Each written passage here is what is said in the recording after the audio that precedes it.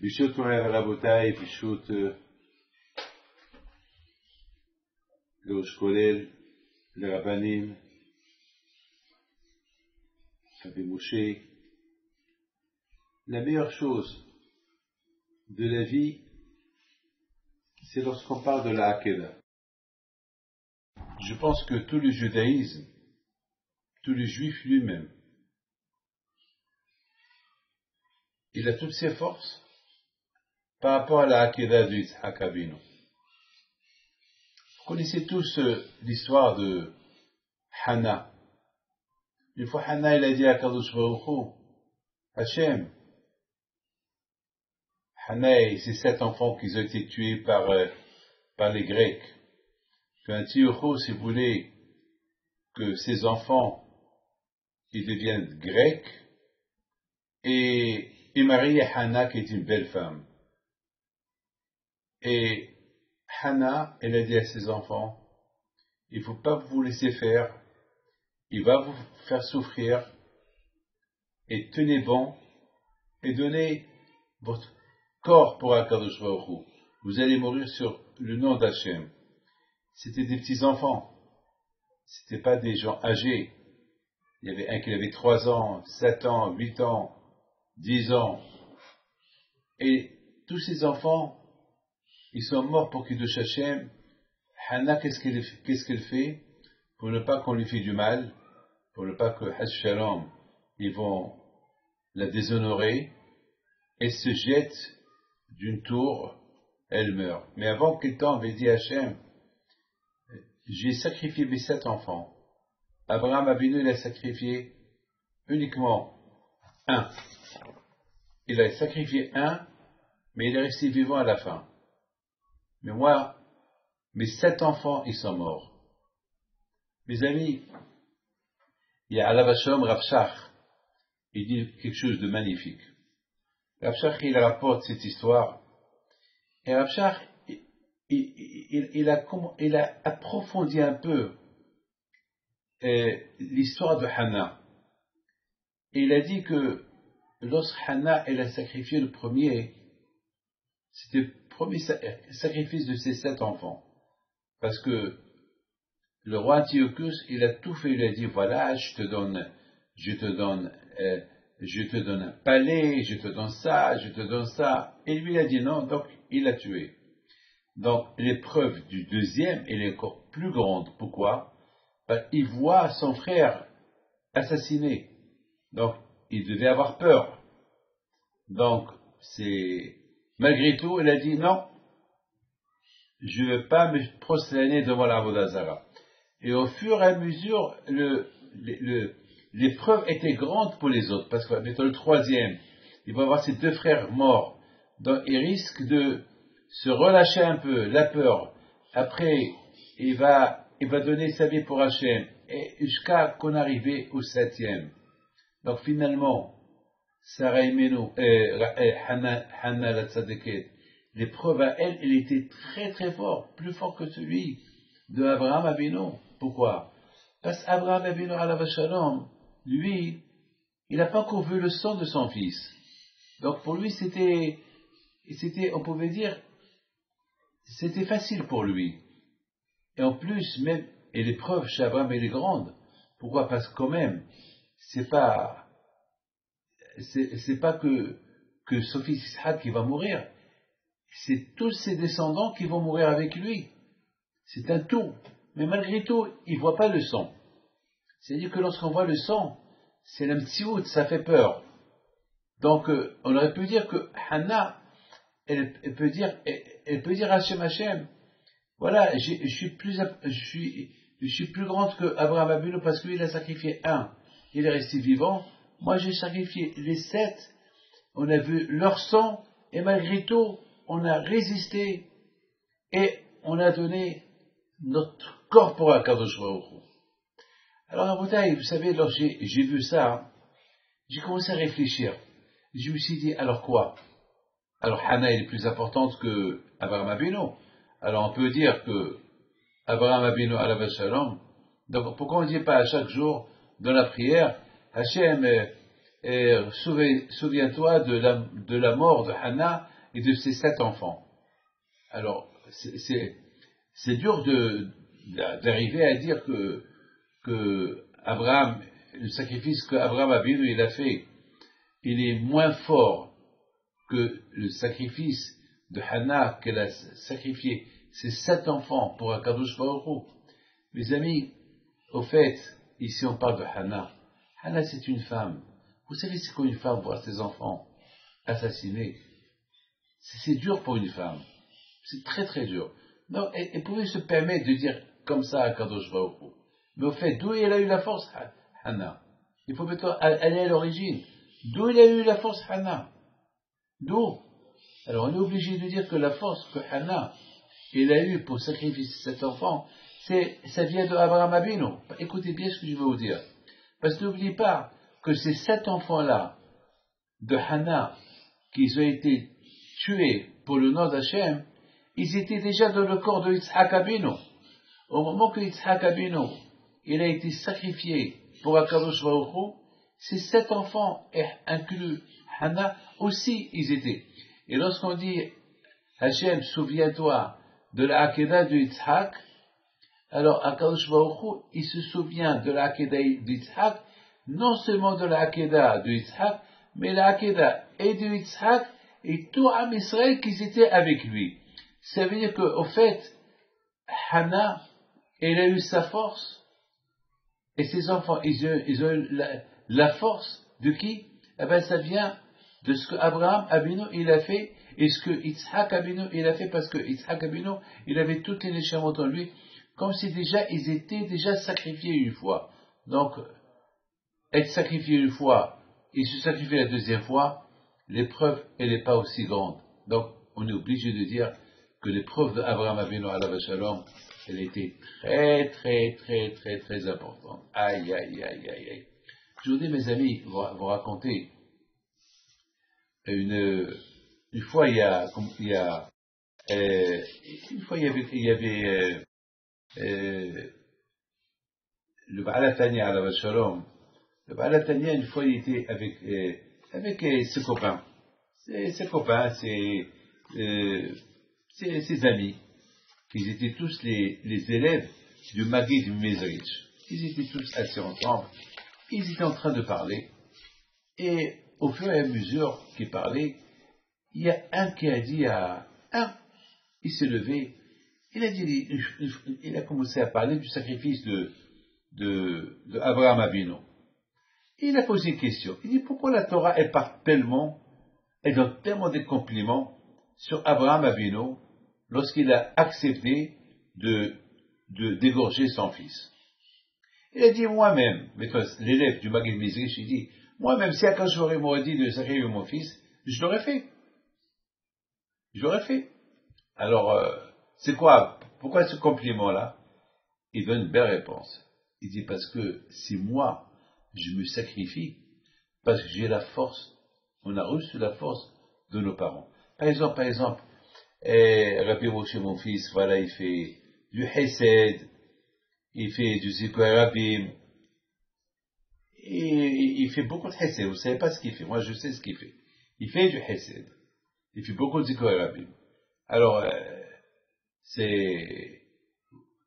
vous croyez que c'est facile? Vous savez, il y a le Sahara. C'est pas tout le monde qui veut donner de son argent. Vous savez, on dit que l'argent, c'est du sang. Une fois j'ai expliqué, j'ai dit pourquoi on dit Tzedaka tatsime mavet. La tzedaka, elle protège de la mort. Quel est le lien entre la tzedaka et la mort? Et j'ai expliqué, j'ai dit que l'argent, on les appelle damim, on les appelle du sang. Et lorsqu'on donne la tzedaka, lorsqu'on donne de l'argent à quelqu'un, on donne notre sang. Alors, puisqu'on donne notre sang, alors s'il y a Hashur Gzera, que le sang va être coulé, alors quand il épargne la personne de la mort, que son sang il ne va pas geler lorsqu'il va mort, parce qu'il a donné de la tzedaka. Et la tzedaka, ça s'appelle damim, parce qu'il a donné de l'argent. La bouteille, si nous, on est comme ça, par exemple, Il y a des juifs qui donnent $1 million, $2 millions, $3 millions. Il y a des gens qui font comment ils arrivent à faire ça? Ben parce qu'on a reçu ça de nos parents. On a reçu ça de nos parents.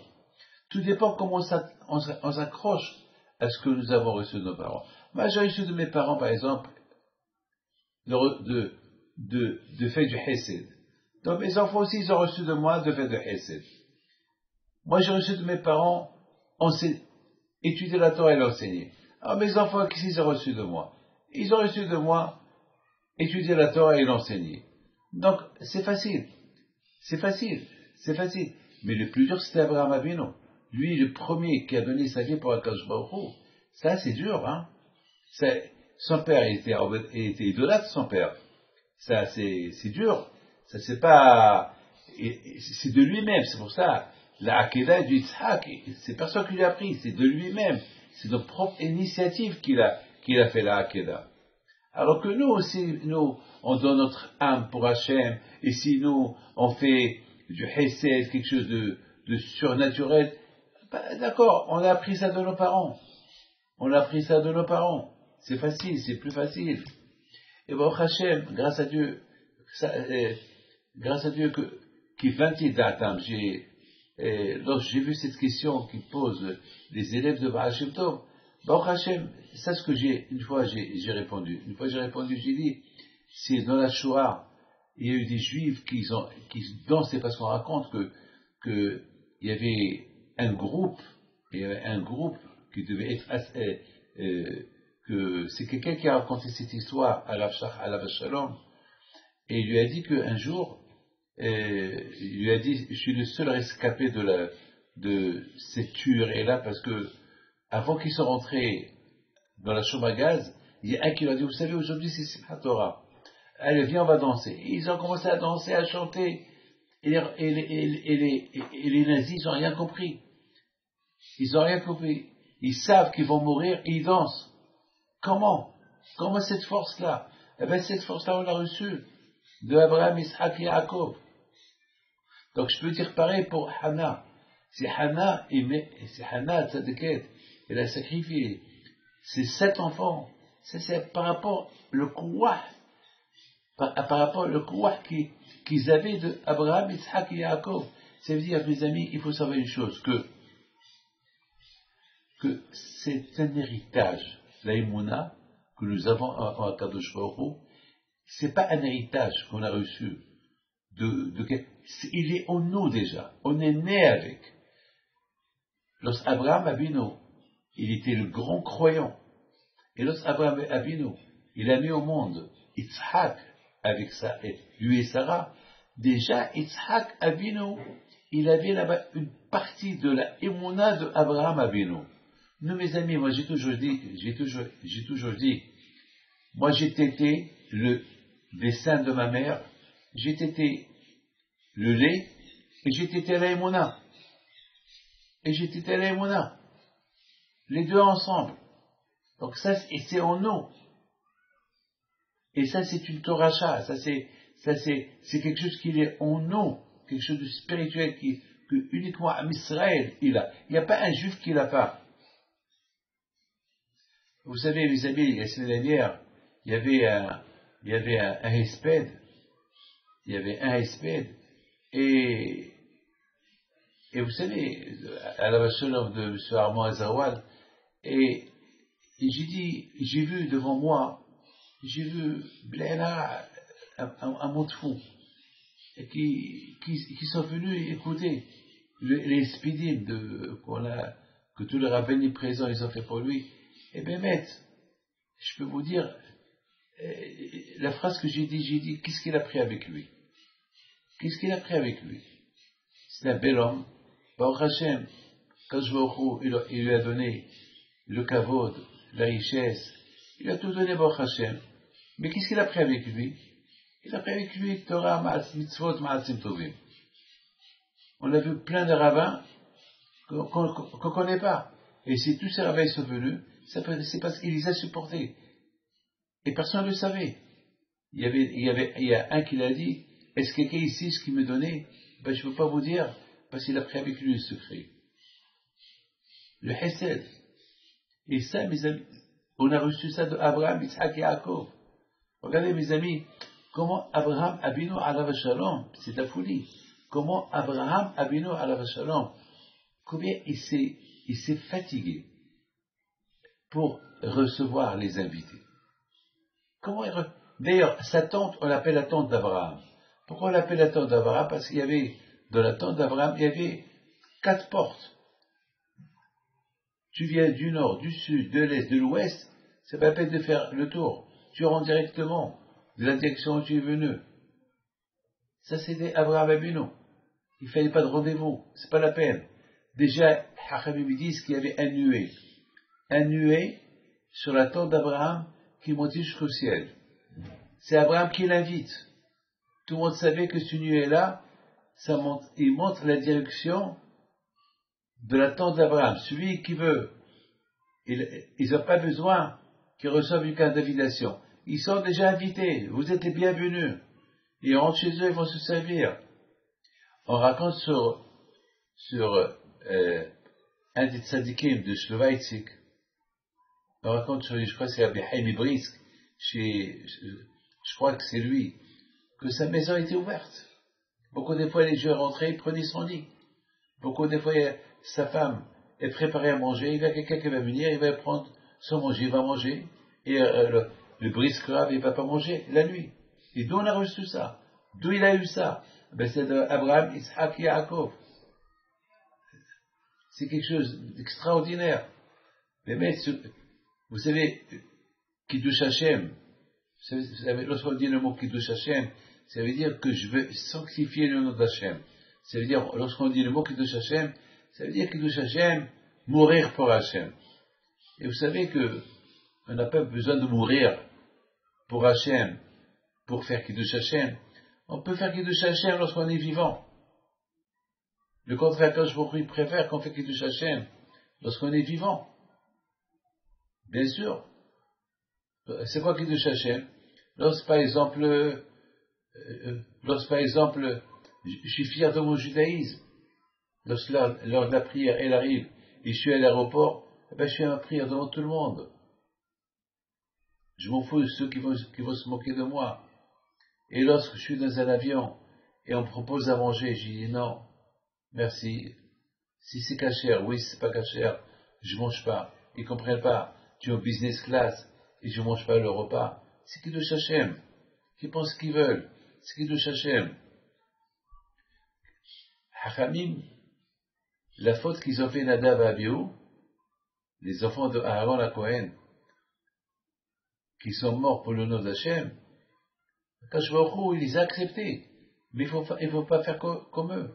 Alors si chacun, il va faire quelque chose de surnaturel, en faisant Kiddush Hashem pour mourir, alors tout le monde va mourir. Non. Akash Baruch Hu, il préfère qu'on fait Kiddush Hashem et rester vivant. Et c'est ce qu'on a appris de Abraham Abinu alav shalom. Le Kiddush Hashem qu'il a fait. Le Kiddush Hashem qu'il a fait dans sa vie. Le bitachon dans la Akash Baruch Hu. Lorsque le roi lorsqu'il a libéré tous les gens de Sodome, il les a libérés avec leur argent. En vérité, tout l'argent lui appartenait. Il pouvait tout prendre. Déjà, on devait lui dire merci qu'il a rendu les gens. Il a libéré tous les gens, parce que sinon, les rois qui les ont pris en captivité, ils vont les vendre comme des esclaves. C'était le business d'avant. Mais lui, non seulement qu'il a rendu, il les a libérés, il leur a redonné leur argent. Il ne veut pas. Il a dit non. Harimoti a dit l'Hachem, Ma'avoch Hashem. Akash Baruch Hu, il peut me donner de lui, c'est pas le fait que je prends l'argent qui appartient à ces gens-là. Non, je ne les veux pas. Quel Kiddush Hashem?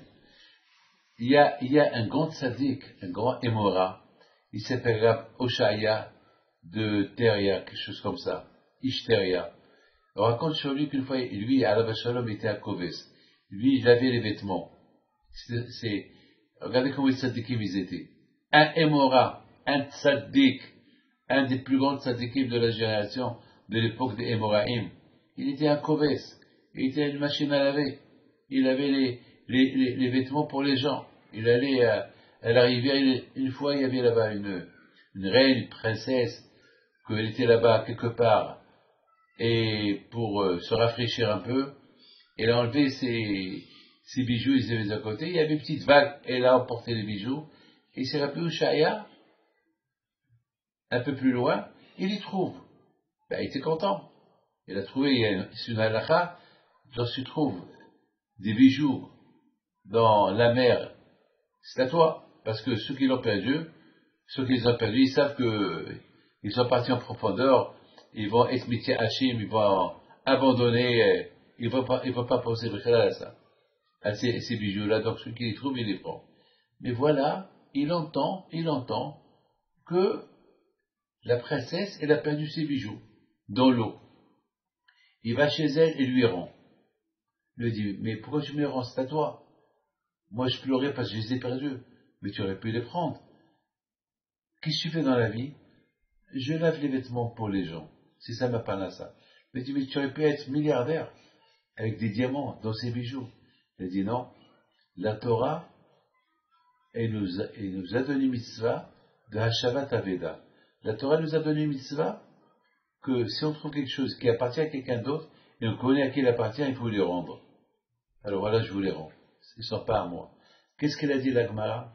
La Gemara dit que cette Goya, il a dit, béni sois-tu le Dieu d'Israël, le Dieu des Juifs. Quel kiddush Hashem il a fait? Rabbi Hoshaya. Toute la vie d'Abraham, Yitzhak et Yaakov, ils ont fait kiddush Hashem. On a vu que Yaakov Abino, il en voulait un peu à Shimon et Lévi parce qu'ils ont tué les gens de Shechem.